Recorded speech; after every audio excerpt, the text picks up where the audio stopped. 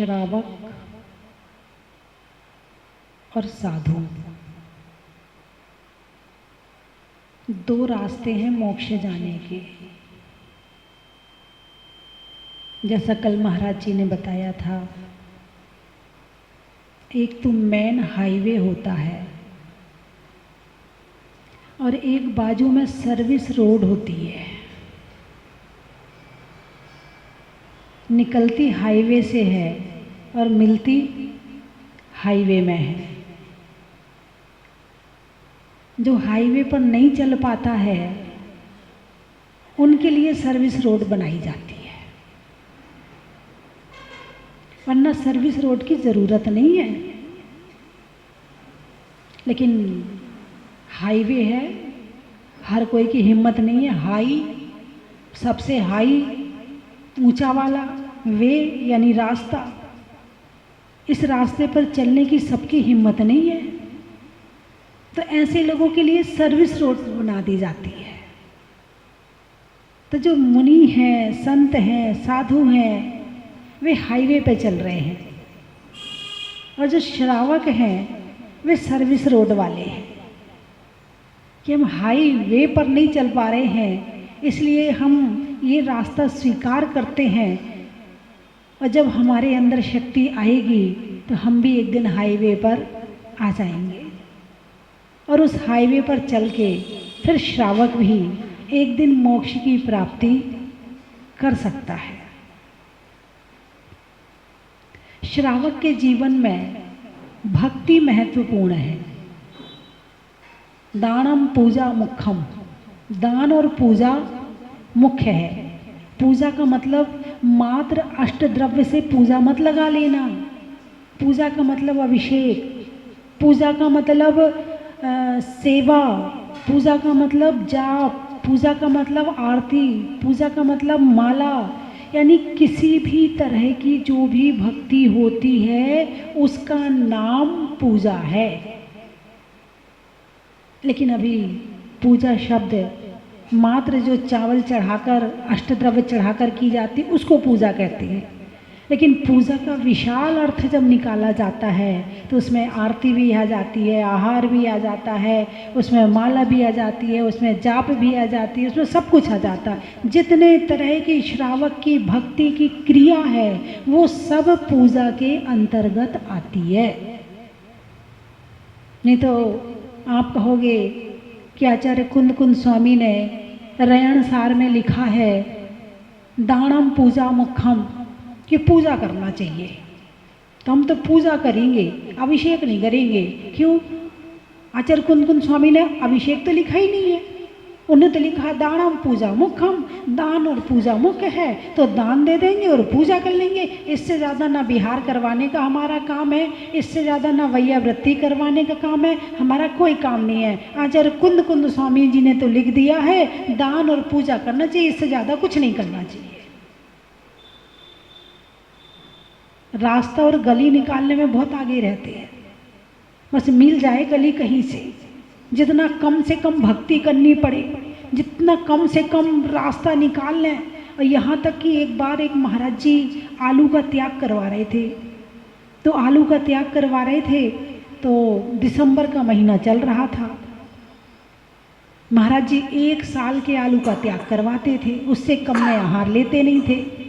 हमारे छुल्लक जी भी आलू का त्याग करवाते हैं, उससे कम में वो आहार नहीं लेते थे। तो एक श्रावक आया, बोले महाराज साल का आलू त्याग। क्या? साल का आलू त्याग। दिसंबर गया, साल गया, आलू शुरू जनवरी से। कहाँ कितना कम से कम हम पुण्य करें, कितना कम से कम हमारा द्रव्य लगे, मतलब रास्ता निकालने में खोजता है कि कहाँ से मिल जाए वो रास्ता, की धर्म कम करना पड़े और बाकी काम हमारे ज़्यादा हो जाए। खोजता है रास्ता। ये पाप करवा रहा है। कौन करवा रहा है? पाप करवा रहा है। और पुण्य तो कहता भाई जितना करना है तो कर ले, सब यहीं रह जाना है, जीवन निकल जाएगा, समय निकल रहा है, एक क्षण के लिए समय रुक भी नहीं रहा है, एक क्षण के लिए। जैसे आप किसी नदी के किनारे बैठे हो, ठीक है, आपने नदी में पैर डाला, तो जब पानी का पहला स्पर्श पैर को हुआ और वहाँ से पाँव नीचे जाते में जितना समय लगा, उतने में तो पता नहीं कितना पानी बह गया। कल्पना करो, उतने समय में जितना समय पाँव को पानी में डालकर नीचे पहुँचने में लगा, उतने समय में ना जाने कितना पानी बह गया। ऐसे ही हर क्षण बह रहा है, हर समय भाग रहा है, और इतनी तीव्र गति से भाग रहा है कि उसे पकड़ना बड़ा मुश्किल है। यदि पकड़ सकते हो तो भक्ति के माध्यम से पकड़ सकते हो, दान के माध्यम से पकड़ सकते हो, स्वाध्याय के माध्यम से पकड़ सकते हो, ज्ञान के माध्यम से पकड़ सकते हो, सेवा के माध्यम से पकड़ सकते हो। बाकी समय पकड़ में आने वाला है ही नहीं है। और वो भी मनुष्य पर्याय का समय, जिसमें हमारे अंदर हमें इतनी योग्यता मिली है, इतनी योग्यता मिली है कि हम सीधे मोक्ष का रास्ता प्राप्त कर सकते हैं। उसमें हम गलियां खोजते हैं पाप करने की, कहाँ से बचें मंदिर से, कितना कम से कम मंदिर में जाना पड़े, कितना कम से कम पूजा करनी पड़े। माता जी वो समुच्चय पूजा कर लें, उसमें और पूजा नहीं करनी पड़ेगी। माता जी ऐसा करते अर्घ चढ़ा लेंगे। अब अर्घ भी तो वही है, अर्घ में 8 आतो जाते हैं माता जी, अर्घ भी चढ़ाओ तो वही बात है, और जल चंदन अक्षत से करो तो वही बात है। दोनों एक ही तो है माता जी, कर सकते कि नहीं कर सकते? अब माता जी से और बुलवा लो, उनसे और अनुमोदना करवा लो कि जो हम कह रहे हैं वो सही है। हाँ माता जी आप इस पे मोहर लगा दो, आप इस पे ठप्पा लगा दो, जो हम कह रहे हैं वो ही सही है। और माता जी ने नहीं कहा तो फिर दूसरी माता जी के पास जाएंगे, फिर दूसरे महाराज के पास, किसी कोई ना कोई तो हाँ कहेगा, ताकि हमें कहने को ये रहे, नाम मिल जाए। देखो महाराज जी ने कह दिया था कि अर्घ चढ़ा लिया करो, कोई बात नहीं है। एक बहन जी आई, बोले माता जी वो ना हम सूखे द्रव्य से पूजा कर सकते हैं क्या? किससे? सूखे चावल से। मैंने कहा आप भोजन करती हैं तो थाली में कितनी चीज़ होती है? सूखी रोटी होती है या और कुछ भी होता है? बोले नहीं नहीं वो सूखी रोटी कैसे खाएंगे? नहीं नहीं सूखी रोटी तो नहीं खा सकते हैं। तो मैंने कहा फिर? बोले दाल भी चाहिए, चटनी भी चाहिए, साग भी चाहिए, पापड़ भी चाहिए, अचार भी चाहिए, उसके बिना भोजन कैसे किया जाएगा? हाँ पूजा तो उसके बिना हो सकती है सूखी। पूजा कैसी हो सकती है? पूजा तो सूखी हो सकती, थाली सूखी नहीं होनी चाहिए भोजन की। जब तुम्हारी भोजन की थाली में 8 चीज होती हैं तो तुम्हारी पूजा की थाली में 8 चीज क्यों नहीं होनी चाहिए? जब तुम्हें भोजन को समय मिल सकता है, जब तुम्हें सोने को समय मिल सकता है, जब तुम्हें घर वालों के लिए टाइम मिल सकता है, जब तुम्हें गप्पे मारने के लिए टाइम मिल सकता है, तो पूजा के लिए टाइम क्यों नहीं? अरे बोलिए ना, होना चाहिए नहीं होना चाहिए? 3 बार भोजन, क्या बात है, सबको आता है। सुना दूं कि रहने दूं? दोहरा दूं ताकि आपको याद आ जाए, रिवीजन कर दूं इसका, है ना, रिपीट कर दूं। 3 बार भोजन, कितने बार? 3 बार भोजन, कितने बार? और पूजा वो भी सूखे द्रव्य से अर्घ चढ़ा कर, उतने में काम निपटा लो। 3 बार भोजन, भजन 1 बार, उसमें भी आ गए झंझट 1000। 3 बार भोजन, देखो क्या तालियां बजा रहे, तुम्हारी बुराई हो रही है। 3 बार भोजन, भजन 1 बार, उसमें भी आ गए झंझट 1000। सोचा था मैंने मैं मंदिर में जाऊंगी, मंदिर में जा कर के पूजा रचाऊंगी। इतने में पति ने कर दिया इनकार, उसमें भी आ गए झंझट 1000। 3 बार भोजन, उसमें भी आ गए झंझट 1000। सोचा था मैंने जहाजपुर में जाऊंगी, बोलिए, सोचा था मैंने जहाजपुर में जाऊंगी, जहाजपुर में जा कर के दर्शन को पाऊंगी। इतने में आ गया मुन्ने को बुखार, इतने में आ गया मुन्ने को बुखार। उसमें भी आ गए झंझट हजार, 3 बार भोजन भजन एक बार, उसमें भी आ गए। सोचा था मैंने मैं प्रवचन में जाऊंगी, प्रवचन में जाकर के ज्ञानी को पाऊंगी। अब क्या हुआ? इतने में आ गए रिश्तेदार, इतने में आ गए रिश्तेदार, उसमें भी आ गए झंझट हजार, 3 बार।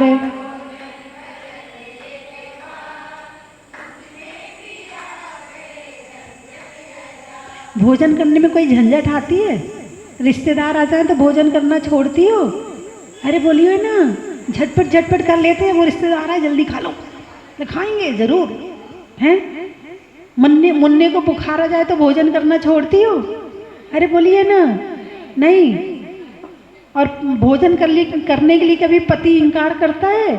कहाँ के लिए इनकार करता है? धर्म के लिए इनकार करता है, पूजा के लिए नहीं। आपके पति की बात नहीं, आपके पति तो बहुत अच्छे। देवली वालों के जितने पति हैं, जिसकी जो भी, वो सब बहुत अच्छे हैं, वो तो सब भेज देते, जाओ तुम तो बना के रख दो, मैं खा लूँगा, निकाल के खा लूँगा, तुम बना के रख दो, बस तुम जाओ प्रवचन में, मैं नहीं जा पा रहा, तुम तो चली जाओ कम से कम। हाँ, कम से कम तुम सुन के आओगी तो मुझे तो सुना दोगी, इसलिए बहुत अच्छे पति हैं आपके यहाँ, है ना। हाँ, देखो कितनी मुस्कुरा रही हैं। और कुछ बहुएं तो सास से कहती होंगी जाओ मंदिर जाओ, और सास कहती होगी अभी आ रही वापस, नहीं नहीं नहीं तुम तो वहीं रहना, प्रवचन सुन के। नहीं नहीं मेरा मन नहीं लगता, नहीं नहीं तुम अम्मा जी वहीं रहना, मैं भी आ रही हूँ। बंधुओं, श्रावक के जीवन में भक्ति अत्यंत आवश्यक है। जितना जरूरी सांस लेना है, जितना जरूरी भोजन करना है, जितना जरूरी मकान बनाना है, जितना जरूरी बच्चों की शादी करना है, उससे कहीं ज़्यादा जरूरी पूजा करना है। और जिसने भगवान की पूजा करी और जिसने भगवान की भक्ति करी, उसे पीछे मुड़ के देखने की ज़रूरत नहीं पड़ेगी, क्योंकि सुख का रास्ता कहाँ से खुलेगा? भगवान की भक्ति से खुलेगा। और आज ज़्यादातर लोगों ने सुख का रास्ता बंद कर दिया है।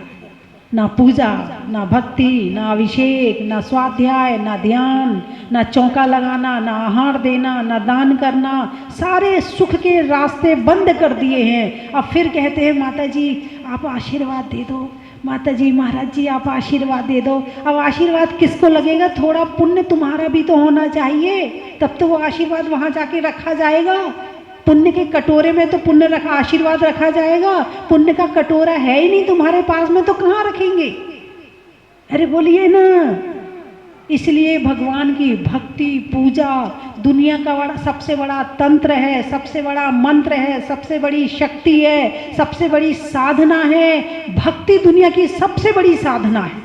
और जिसने वास्तव में हृदय से भक्ति कर ली भगवान की, समझना उसने बहुत कुछ पा लिया। और भक्ति के कई मौके आते हैं, जैसा कि अभी मौका आया था पंच कल्याणक का। कौन सा मौका आया था? पंच कल्याणक का। लोगों ने खूब दिल खोल खोल के दिया, खूब बोलियां लगाई, खूब दिया। ऐसा लग रहा था कि पता नहीं क्या कर दें पंच कल्याणक में। दिया भले ही जितना भी दिया, लेकिन उनकी भावना उससे ज़्यादा थी।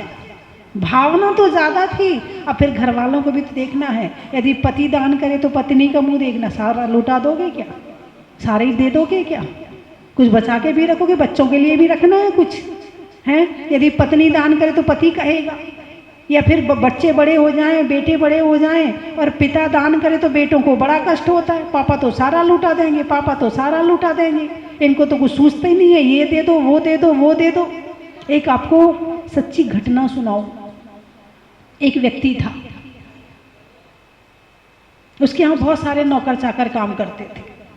जब कोई नौकर चाकर उससे उधार मांगता तो किसी का तो वो लिख लेता और किसी का नहीं लिखता। जिस सबकी परिस्थिति अलग अलग होती है, तो उसे पता होता था कि इसकी परिस्थिति यदि आ गया वापस तो ठीक है, नहीं आया वापस तो कोई बात नहीं है, वो ये सोच के देता था।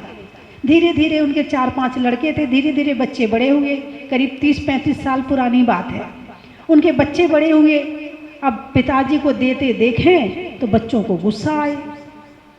बच्चों को गुस्सा आए कि भाई तो बताओ, लिखते भी नहीं है, देते भी हैं और कहीं इनका लिखा भी नहीं मिलेगा कि किसको दिया है और कितना दिया है। कोई बात नहीं, बच्चे बड़े हुए, बच्चों ने काम संभाला। पिताजी सम्मेद शिखर जी गए। सम्मेद शिखर जी की जो चंदा प्रभु की टोंक है, उनके चरणों में सिर रखा और वहीं उनके प्राण पखेरु उड़ गए। इससे बड़ा दुनिया का सुख नहीं हो सकता।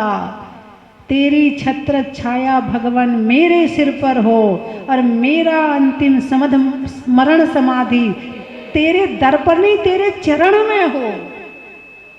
इससे बड़ा क्या सुख हो सकता है। और उनके प्राण पखेरु उड़ गए। उनके जाते ही धीरे धीरे धीरे कभी ये भैंस मर गई, कभी वो गाय मर गई, कभी घाटा पड़ गया, कभी कुछ हो गया, कभी कुछ हो गया। और 5-6 साल में ये स्थिति आ गई कि घर में कुछ नहीं बचा। क्या बच्चे क्या कहते थे? सारा लुटा दोगे? क्या कहते थे? सारा लुटा दोगे? किसके भाग्य का खा रहे थे? अरे बोलिए ना, किसके भाग्य का खा रहे थे? पिताजी के भाग्य का खा रहे थे। गए पिताजी, गया धन। और क्या बच्चे पिताजी को डांटते थे कि तुम लुटा दोगे। अब क्या हुआ? लक्ष्मी को पकड़ने का एक ही साधन है, पुण्य। लक्ष्मी को स्थिर रखने का एक ही साधन है, पुण्य। और पुण्य कहाँ से आता है? देव, शास्त्र, गुरु की भक्ति से आता है। और वो तुमने छोड़ दी है। और बहुत सी महिलाएं तो माला भी नहीं फेरती, रात्रि भोजन करती हैं। जो कुलाचार है हमारे यहाँ का कि छान के पानी पीना, देव दर्शन करना और रात्रि भोजन नहीं करने से कुलाचार कहा जाता, कुल परंपरा कहा जाता कि हमारे कुल में ऐसे काम नहीं होते। अब ये कुलाचार भी खत्म होते जा रहा है। बंधुओं, ये भी भक्ति का एक हिस्सा है। त्याग भी भक्ति का। जब भक्ति आती है तो त्याग आता है, और जब भक्ति नहीं होगी तो त्याग क्या होगा? आप किसी की बात पर कब विश्वास करते हो? जब उससे प्रेम होता है। बिना प्रेम हुए उसकी बात पर विश्वास नहीं होता है, हैं? तो ऐसे ही जब भक्ति होगी परमात्मा की तो फिर विश्वास आएगा, श्रद्धा आएगी, और श्रद्धा होगी तो फिर त्याग होगा। बंधुओं, अभी हमने 5 दिनों तक भगवान का पंच कल्याणक किया। पंच कल्याणक किस बात का प्रतीक है? भक्ति का प्रतीक है। कौन करता है? इंद्र करता है। मनुष्य नहीं करते, मनुष्य भी करते हैं, लेकिन पंच कल्याणक में जो प्रमुखता होती है वो इंद्रों की होती है, देवों की होती है। भक्तांबर पढ़ते हैं आप लोग? अरे बोलिए ना, भक्तांबर पढ़ते हो ना? भक्तांबर प्रणत मौलि मणि प्रभाणा मुद्योदिकं दलितिक पापित मोहितानम सम्यक प्रणम्य जिन पादि युगम युगादा वालंबनम भव जले पतताम जनानाम। भक्तामर प्रणत मौलि मणि प्रभाण। भक्तामर, पहला शब्द क्या है? भक्त अमर। किसने लिखा है? आचार्य मानतुंग स्वामी ने। भक्तांबर शब्द का अर्थ क्या? भक्त देवता। लिखा किसने? नर ने, मनुष्य ने। क्या लिखा? भक्तांबर। वीतरागी आचार्य थे। भक्त अमर, भक्त देवता। भक्त नर नहीं लिखा है, भक्त अमर लिखा है। जितनी भक्ति देवता कर सकते हैं उतनी भक्ति मनुष्य नहीं कर सकते। मनुष्य त्याग कर सकता है, मनुष्य संयम का पालन कर सकता है, मनुष्य साधना कर सकता है, मनुष्य मोक्ष जा सकता है, मगर जो भक्ति की चरम सीमा है वो देवता ही कर सकते हैं। यदि किसी मनुष्य को असली रतन लाके दो, भाई ये महावीर जयंती आ रही है उसमें लुटाने हैं और ये रख लो आप, और जब जुलूस निकले तो इसको लुटा देना, है ना, वो क्या करेगा? सच बताना। मान लो आपको ही दिए, चलो मैं नहीं दिए, असली रतन एक थैली भर के दिए कि आपको लुटाने हैं, अब क्या करोगे? असली हैं बिल्कुल प्योर, अब रत्नों का क्या करोगे तुम? वो तो ले जाके रखोगे अपनी तिजोरी में, और जयपुर से मंगवाओगे क्या? नकली रतन। माता जी आपकी आज्ञा का पालन कर दिया, बरसा दिए मैंने रतन, आया ना, 1 मिनट में लोभ सताएगा, लेकिन देवता क्या करते हैं? असली रत्नों की वर्षा करते हैं।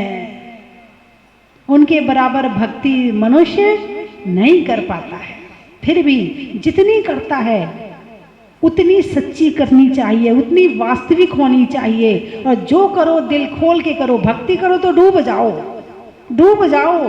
परमात्मा तुम्हारे अलावा कोई नहीं है मेरा। कल 9 तारीख है और 9 तारीख को पूरे जैन समाज श्वेतांबर और दिगंबर नमोकार मंत्र का पाठ करेंगे।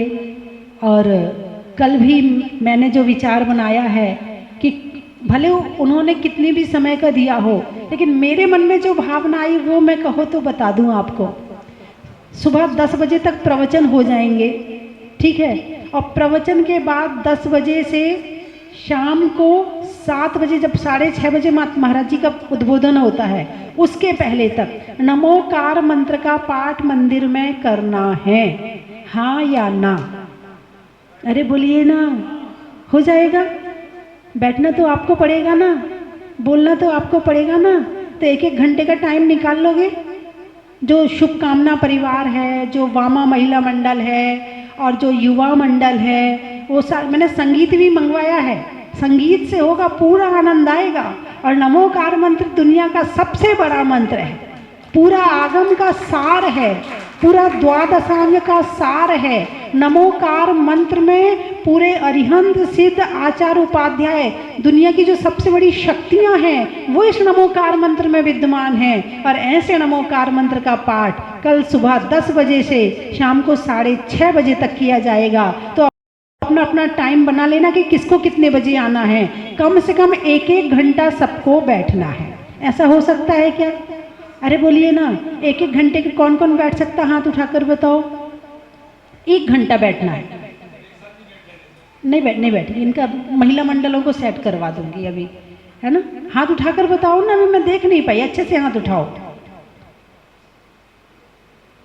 अच्छा, वाह, क्या बात है। पुरुषों को नमोकार मंत्र नहीं आता क्या?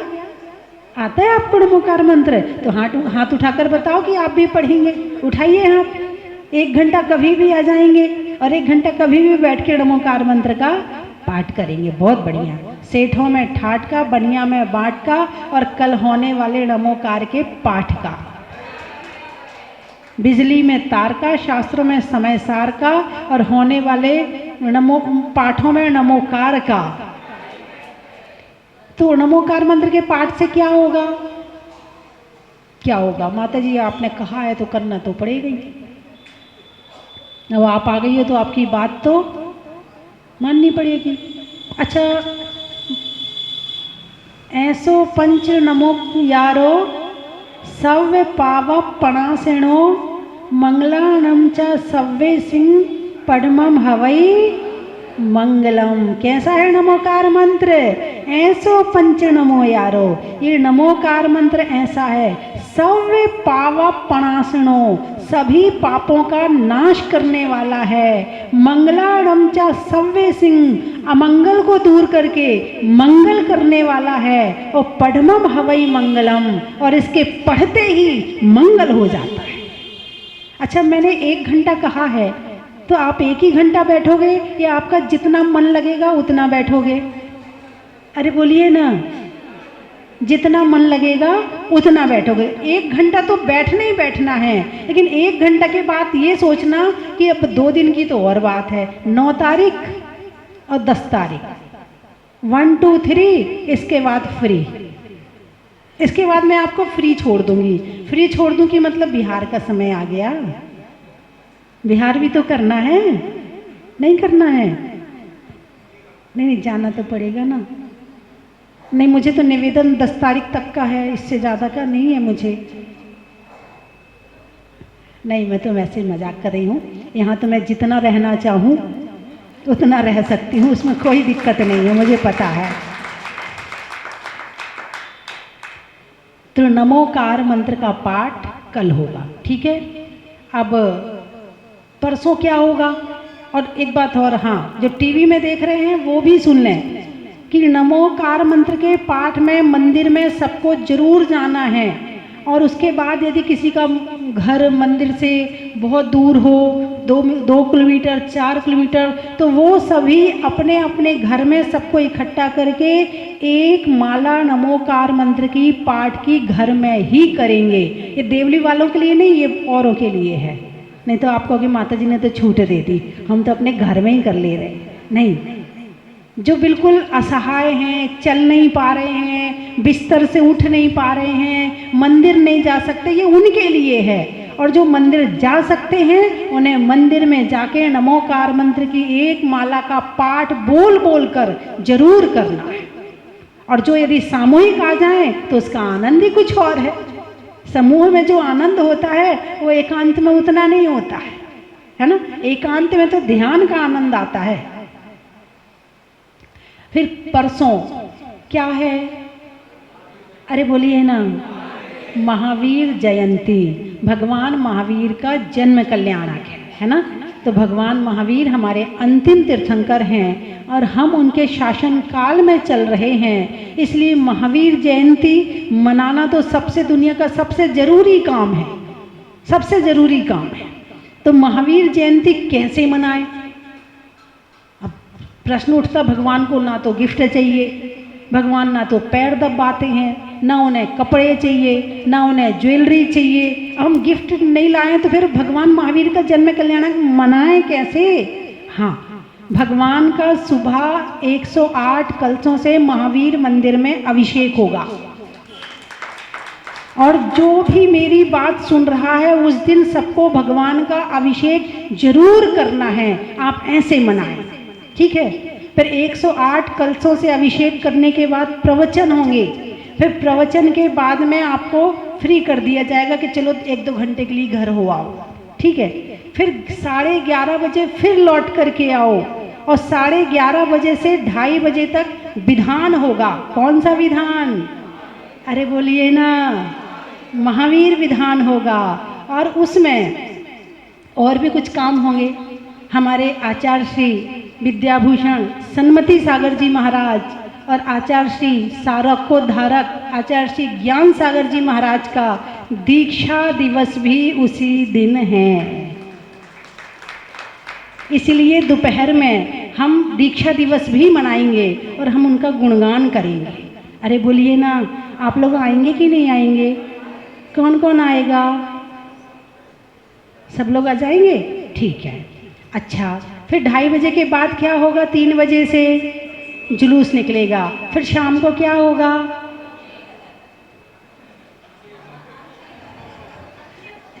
है ना, अभिषेक के बाद में फिर, हाँ, फिर वो होगा।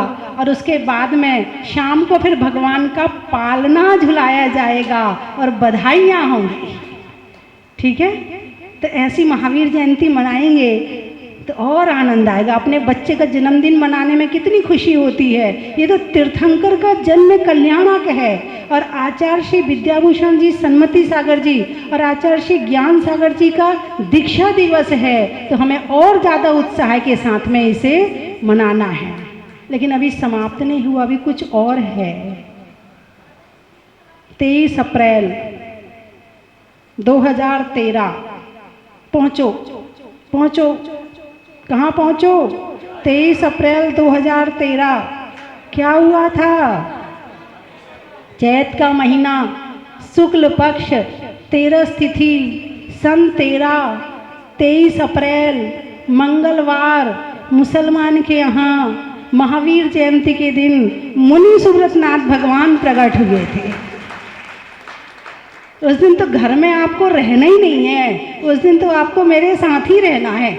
एक दिन के लिए आप लोग माता जी महाराज जी बन जाओ, मतलब कपड़े वगैरह नए पहन के आ जाना, लेकिन बस ऐसे कि घर छोड़ दिया एक दिन के लिए, ऐसे रहना है हमारे पास में। अरे बोलिए ना हाँ या ना। तो उस दिन हम भगवान मुनि सुब्रतनाथ की पूजा भी करेंगे और भगवान महावीर का विधान भी करेंगे। और जब 2013 में मैं यहाँ आई थी तब भी मैंने महावीर जयंती के दिन विधान करवाया था और 108 जोड़ों के द्वारा विधान हुआ था, यदि आपको याद हो तो। हाँ इस बार नहीं, जन्म कल्याणक है। इस बार 23 अप्रैल का भगवान मुनि सुब्रतनाथ का जन्म कल्याणक है ना। और 22 तारीख का तप कल्याणक और ज्ञान कल्याणक है। 22 को तप और ज्ञान है और 23 को जन्म कल्याणक है। तो इसीलिए मैं यहाँ भले देवली में ना रहूँ मगर मुनि सुब्रत विधान आपको 23 तारीख को जरूर करना है, और हो सके तो जहाजपुर में जाके कर लेना तो और अच्छा लगेगा। ठीक है।